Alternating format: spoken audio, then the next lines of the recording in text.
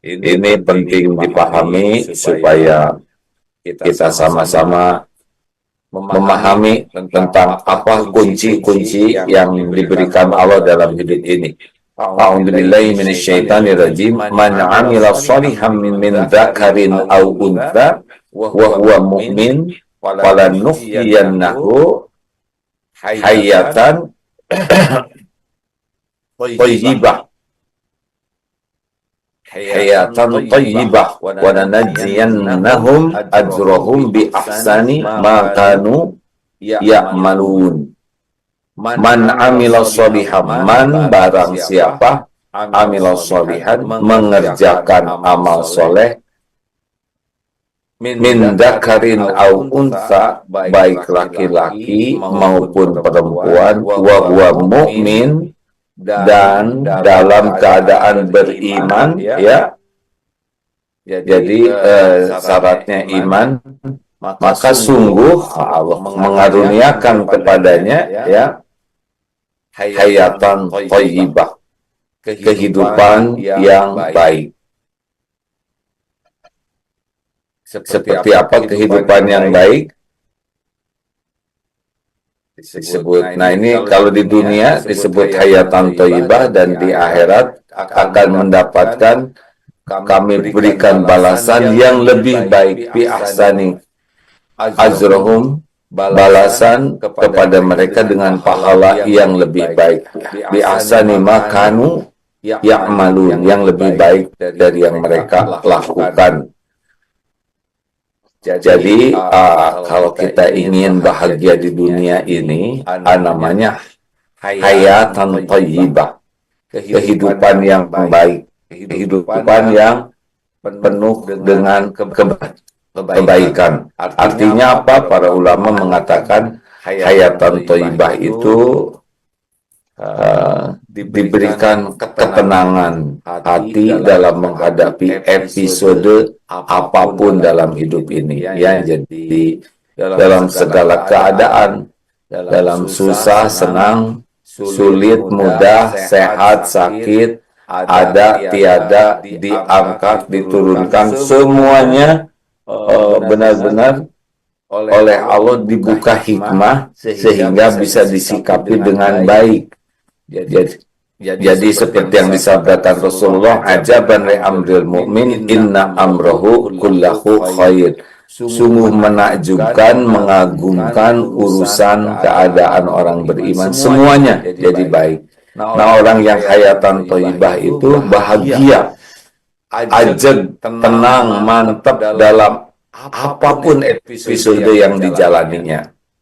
Nah, syaratnya baik laki-laki maupun perempuan, syaratnya cuma dua, yaitu tergantung kekuatan iman dan amal soleh.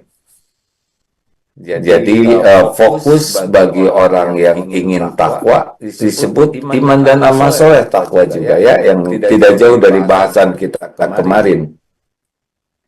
Nah, pertanyaannya, jadi kalau kita kurang bahagia, pasti penyebabnya kurang iman dan kurang amal soleh. Kalau sekarang kita dengar berita-berita viral di media tentang ada aparat yang begini, yang begitu, yang melakukan tindakan dia tidak baik, itu penyebab utamanya akhlak tidak baik adalah kurang iman. Kenapa kurang iman? Nah, inilah yang akan kita coba bahas bersama dalam kesempatan ini, ya. Apa saja yang menyebabkan iman lemah, dan apa saja yang menyebabkan iman menguat. Iman lemah, dan apa yang menyebabkan iman jadi kuat. Secara sederhana, kita harus yakin bahwa hati ini memang dibulak-baliknya oleh Allah. Jadi Allah Subhanahu wa Ta'ala muqallibal qulub. Rasulullah SAW bersabda, iman itu yazidu al-imanu wa la yanqus. Iman itu bisa nambah, bisa berkurang. Apa yang menyebabkan iman bisa melemah? Yang jelas satu, karena dia kurang ilmu agama. Jadi kalau orang, maaf ya, kalau orang tidak pernah belajar agama, dia tidak akan mengenal Allah, tidak akan mengenal Rasulullah, tidak akan mengenal Al-Quran, tidak akan mengenal sunnah-sunnah Nabi, dan ini akibat tidak mengenal Allah, maka dia tidak akan bisa beriman dengan bagus. Jadi itulah sebabnya kalau kita lihat di dulu ya, Turki atau beberapa negara Balkan yang asalnya Islam, yang pertama dicegah adalah dicegah ilmu. Atau di Indonesia saja dulu zaman penjajahan, yang didengar itu Quran itu ada mushaf tapi tidak ada terjemah, jarang ada ustadz, ulama. Akibatnya kalau kurang ilmu maka lemah imannya. Ini saja nih pengajian begini. Apa efek dari pengajian kita ini? Sebetulnya efek terpentingnya adalah iman menguat. Benar? Jadi kita langsung saja bahwa orang akan lemah iman kalau dia malas belajar agama, tidak sungguh-sungguh berusaha memahami agama. Ini adalah penyebabnya. Kemudian, apalagi yang bisa menyebabkan iman jadi lemah? Jelas menganggap remeh maksiat, ya. Kalau dosa-dosa kecil sudah biasa dilakukan, dia akan terjerumus ke dalam dosa yang lebih besar. Itu sudah begitu rumusnya. Jadi orang itu melemah iman karena menganggap remeh dosa kecil, sehingga dari dosa kecil membesar. Nah, dosa ini biasanya awalnya adalah dari senangnya melakukan kesia-siaan. Itu cepat sekali. Jadi orang yang biasa melakukan hal-hal yang sia-sia, kemudian tergelincir ke dosa kecil, lama-lama jadi dosa besar, dan terus iman akan berkurang terus. Nah, sekarang apa yang harus dilakukan? Yang ketiga adalah salah gaul. Jadi pergaulan itu menentukan kualitas iman. Dengan siapa kita berteman, dengan siapa kita bergaul, itu menentukan iman kita akan menguat atau melemah. Kalau bergaulnya hanya dengan pecinta duniawi saja, nah jadilah orang-orang yang salah memilih teman, mudah rusak sekali imannya, ya. Yang temannya pezina, yang temannya pemabok, yang temannya tukang, ya sia-sia, dia sia-sia, yang temannya hanya urusan duniawi saja, begitu. Sekarang langsung saja bagaimana supaya iman kita kuat. Satu, doa. Nah, ini penting, silakan nanti cari doa-doa penguat iman, ya. Kalau salah satu doa yang favorit bagi AA di antaranya, ini bukan hadis, tetapi ada kumpulan beberapa doa, ya, yang berkaitan dengan iman. Kita harus yakin bahwa hati ini dikuasai Allah. Allah muqallibal qulub. Hanya Allah yang bisa menancapkan iman, karena semua kebaikan itu hanya datang dari Allah. An-Nahl 35. Wa ma bikum min ni'matin faminallah. Dari Allah semua kebaikan itu. Ma asobaka min hasanatin famin Allah. Jadi semua kebaikan termasuk iman dari Allah. Jadi yang pertama, kita harus banyak minta, Allahumma inni as'aluka imanan kamilan. Boleh itu. Ya Allah, saya mohon kepadamu iman yang sempurna, wa yaqinan shadiqan, keyakinan yang benar, wa qalban khashi'an, hati yang khusyuk, wa lisanan zakiran. Allahumma a'inni ala zikrika wa syukrika wa husni ibadatik. Ya Allah, tolonglah saya agar bisa selalu zikir, ingat padamu, agar selalu bersyukur kepadamu, agar bisa memperbagus ibadah. Jadi doa-doa itu harus minta dikuatkan iman, minta bisa ingat ke Allah.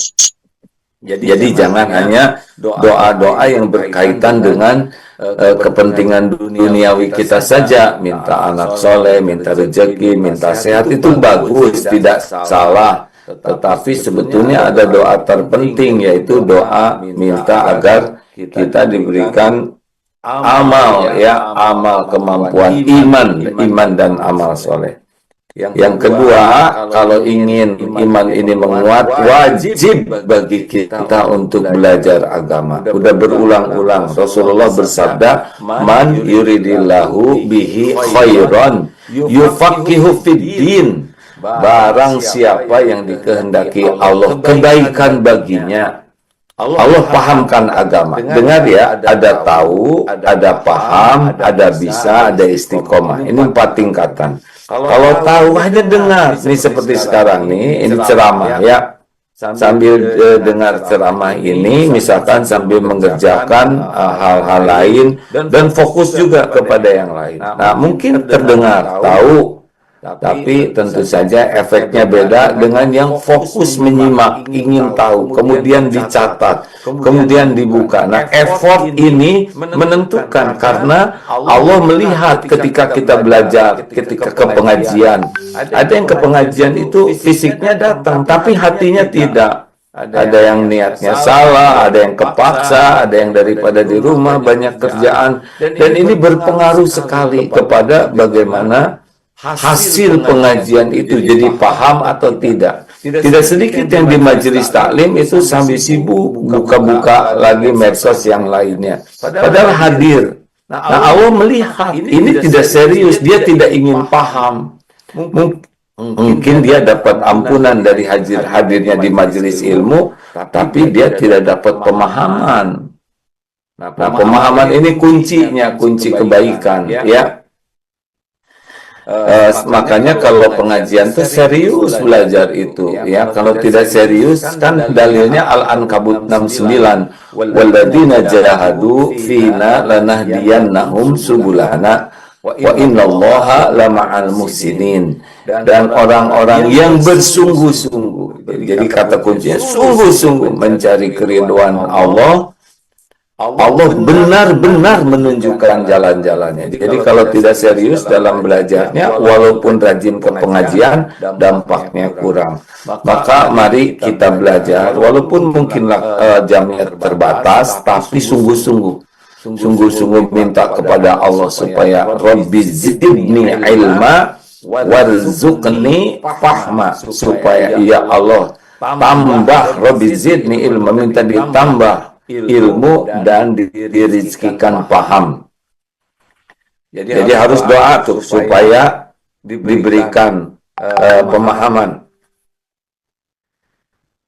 Rabbi zidni ilma warzuqni fahma, itu adalah ingin ilmu ditambah dan paham. Dan ini harus dengan kesungguhan. Silakan evaluasi diri, jangan-jangan selama ini kita sambil dengar ceramah tapi tidak sungguh-sungguh, dan itu yang menyebabkan iman susah menguat. Walaupun hadir di majelis ilmu, walaupun menyimak Zoom seperti ini, Allah melihat siapa yang sungguh-sungguh, siapa yang kurang sungguh-sungguh. Ingat ya, fokus itu kuncinya. Lalu yang ketiga, namanya riyadhah.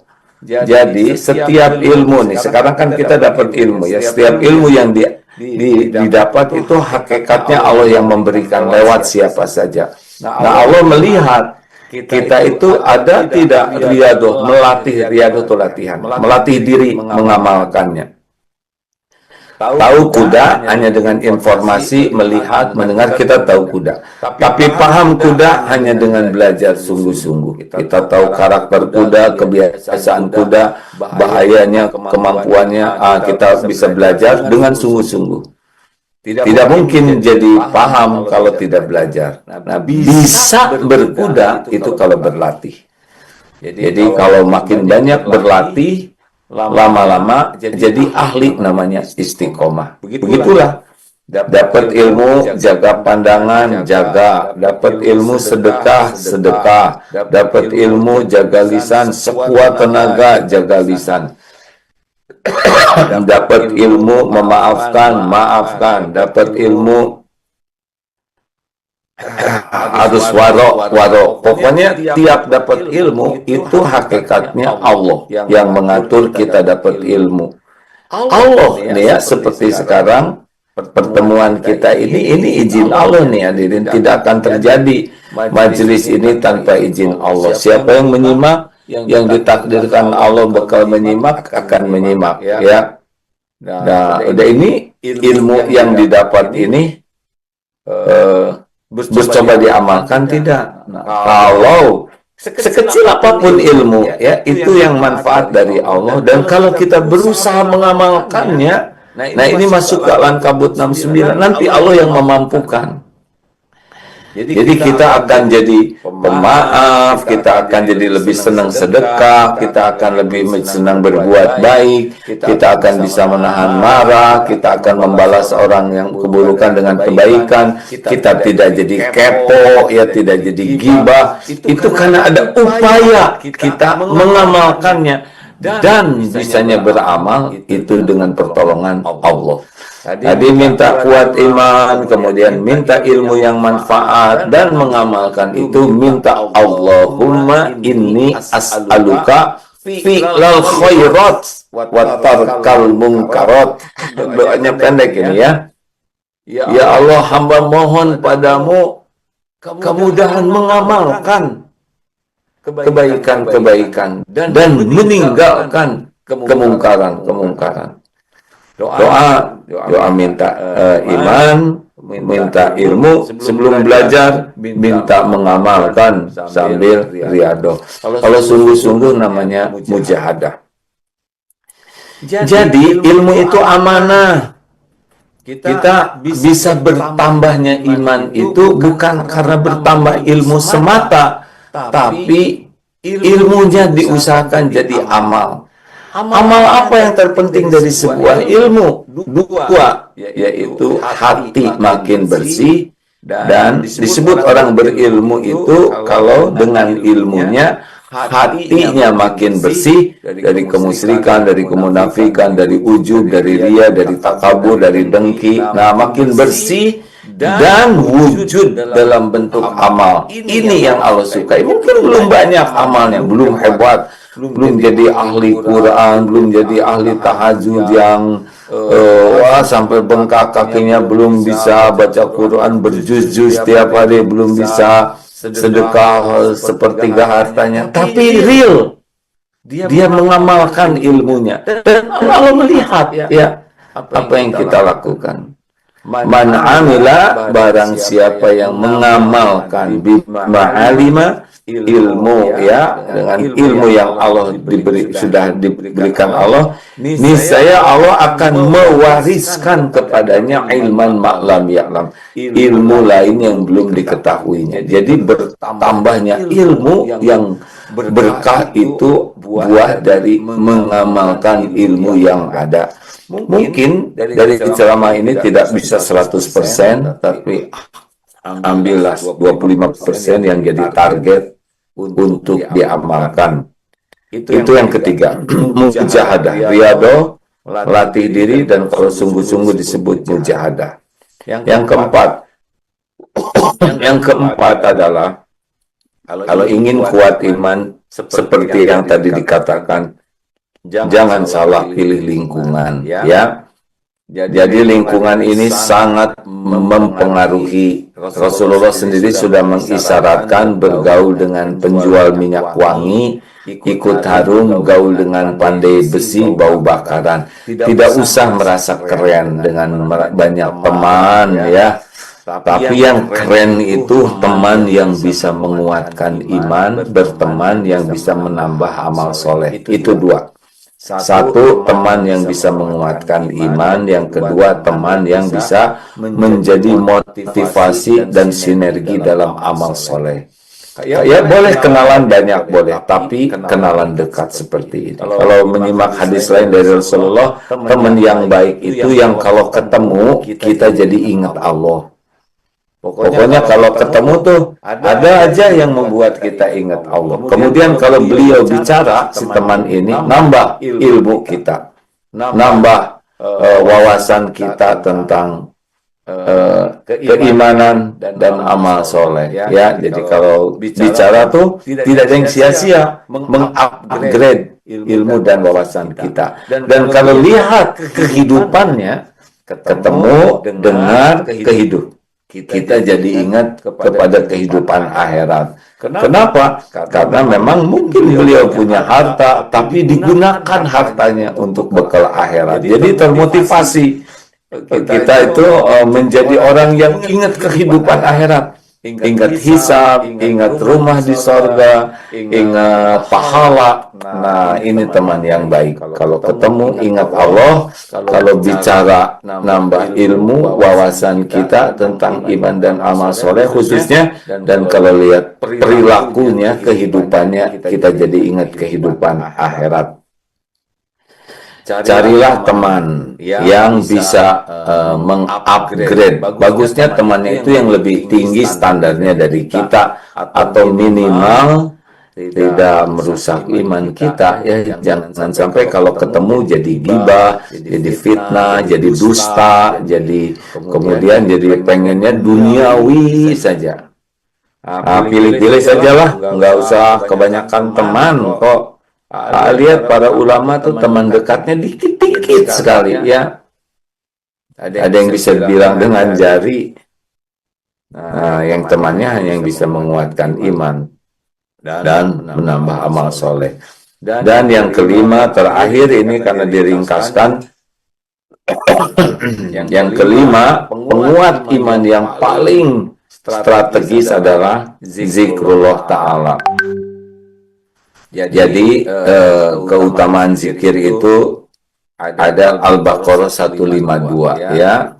Fadhkuruni adzkurkum, maka ingatlah kepadaku, aku ingat kepadamu. Inilah fadilah utama dari zikrullah. Kita menjadi orang yang diingat oleh Allah secara spesial. Orang diingat oleh gubernur aja merasa keren, diingat dan disebut-sebut oleh presiden aja merasa gimana, apalagi diingat dan disebut oleh penguasa jagat semesta alam. Dan kuncinya adalah zikrullah. Kita ingat kepada Allah, Allah mengingat kita secara spesial. Lalu apa fadilahnya? Hati ditenangkan oleh Allah. Jadi ala bizikrillah tatma'innul qulub. Camkan hanya dengan mengingat Allah hatimu akan tentram. Tidak ada ketentraman yang asli itu, tidak ada pintunya kecuali zikrullah. Nah, makin zikir dengan benar niat dan caranya, Allah langsung ke hati. Lalu pikiran dijernihkan. Nanti Allah akan membuat pikiran kita tuh nggak ribet, nggak segala dipikir, nggak segala pengen tahu, nggak segala dibahas. Tidak segala ditanyakan, tidak segala diceritakan. Jadi clear ini si pikirannya tuh jernih, lapang, enak-enak. Nanti Allah yang akan membuat pikiran kita tuh mikirnya, ide-idenya cemerlang, gagasan kreatif, semua karena otak ini ciptaan Allah. Kalau zikirnya zikir terus, itulah sebabnya. Siapa? Bang 5 termuda tuh Usama bin Zaid. 17 mau 18 tahun jadi panglima. Di dalamnya ada Umar bin Khattab, ada Abu Bakar As-Siddiq. Panglimanya sangat muda, bukan mudanya tapi takwanya. Bapaknya itu ahli takwa, anaknya itu benar-benar bertakwa sehingga dibimbing oleh Allah. Usama bin Zaid itu 17 tahun, 18 tahun sudah mimpin pasukan besar. Bukan karena semata-mata muda, bukan, tapi turunannya bagus, bapaknya ahli jihad, ahli zikir, anak muda ini juga berzikir. Takwa inilah yang membuat dipilih oleh Rasul, karena akan dibimbing oleh Allah pikirannya, ide, gagasan. Tapi kalau hanya muda memiliki jabatan tanpa ketakwaan, terus siapa yang menuntun? Ilmu kurang, pengalaman kurang, wawasan kurang, iman kurang, ibadah kurang. Di dunia ini yang membimbing. Kalau selain Allah, pasti ada lagi selain Allah yang ngajaknya hanya kepada keburukan. Jadi bukan semata-mata muda, tapi takwa. Nah, itu cirinya adalah kekuatan zikrullah. Zikrullah itu bisa dalam bentuk sholat, zikir yang paling komplit, ya, penguat iman. Jadi kalau kita senang sekali sujud, sujud itu maksudnya sholat, karena saat terdekat kita dengan Allah adalah sujud minimal 40 rakaat sehari, 17 fardu, 12 rawatib, 12 atau 10, 11 tahajud, dan 40 tuh. Itu iman menguat. Insya Allah akan dikuatkan oleh Allah. Allah melihat siapa yang rajin sujud, ya. Kemudian baca Quran itu zikrullah. Orang yang senang dikit-dikit Quran, dikit-dikit Quran, dikit-dikit Quran, wah itu akan dikuatkan oleh Allah imannya. Kan Allah lihat tuh, ya, kalau baca Qurannya ikhlas. Kemudian zikir al-maksurat, zikir yang pagi dan petang maksudnya, ya. Allah melihat zikir ba'da sholat. Tidak semua orang habis sholat zikir, nggak mau, karena disebut oleh Rasulullah orang yang tidak berzikir sesudah sholat itu orang yang kikir. Nggak mau dia, pasti ada aja yang lain-lain untuk reward, ya. Yang lain dipikir, yang lain disebut, yang lain dilakukan, tapi zikir enggak. Kenapa? Karena memang zikir itu fadhkurullaha katsiran la'allakum tuflihun. Jadi setan tidak suka kita berzikir, karena zikir akan membuat dia menjauh. Jadi sebelum kita berzikir dihalang-halangi, ya. Jadi kalau hati ini berzikir, setan menjauh. Begitu. Atau dibuat tergelincir niat dan caranya, sehingga zikirnya itu riya untuk diakui orang. Nah, doa itu juga bagian dari zikir. Makanya orang-orang yang banyak doa, dikit-dikit doa, dikit-dikit doa, itu adalah bagian dari zikrullah ta'ala. Hadirin sekalian, selain itu, subhanallah, walhamdulillah, wala ilaha illallah, wallahu akbar, itu seperti pohon. Ya, Rasul kan mau mukul pohon itu terus gugur daun-daunnya. Itu yang 4 kalimat tadi. Kalau kita baca, berguguran dosa-dosa kita bagai gugurnya daun-daun. Subhanallah wa bihamdihi subhanallahil azim, itu walaupun sebanyak buih ombak di lautan akan dihapuskan. Jadi zikrullah itulah yang sangat penting, yang bisa menguatkan iman. Masalul ladzi yadhkuru rabbahu wal ladzi la yadhkuru rabbahu masalul hayyi wal mayyit. Perumpamaan orang yang zikrullah dan yang tidak zikrullah, perumpamaannya seperti orang hidup dan mayit. Itulah perjumpaan kita kali ini, Bapak Ibu yang baik, teman-teman sekalian. Insya Allah besok kita ketemu lagi, kalau mau langsung jam 9.30, ya, sampai jam 10:30 jam saja. Selamat menikmati sisa waktu di bulan penuh berkah ini, walaupun sudah sedikit. Jangan sia-siakan, karena kita belum tentu berjumpa dengan Ramadan yang akan datang. Semoga kita masih ada umur, tapi kalaupun ini yang terakhir, semoga kita mendapatkan Lailatul Qadar yang membuat terhapus semua jejak aib dan dosa, melimpah pahala lebih dari 1000 bulan, dan insya Allah akan tergolong ahli taqwa. Rabbana taqabbal minna ya Allah siyamana wa qiyamana wa sujudana. Rabbana taqabbal minna innaka antas samiul alim wa tub alaina innaka antat tawwabur rahim. Allahumma innaka afuwun tuhibbul afwa fa'fu anna. Allahumma innaka afuwun tuhibbul afwa fa'fu anna. Allahumma innaka afuwun tuhibbul afwa fa'fu anna. Allahumma ya muqallibal qulub tsabbit qulubana ala dinika wal iman. Allahumma taqabbal minna salatana. Allahumma inna nas'aluka ridhaka wal jannah wa na'udzubika min sakhatika wan nar. Rabbana atina fid dunya hasanah wa fil akhirati hasanah wa qina azabannar. Subhana rabbika rabbil izzati amma yasifun wa salamun alal mursalin walhamdulillahi rabbil alamin. Subhanakallahumma bihamdik asyhadu alla ilaha illa anta astaghfiruka wa atubu ilaik.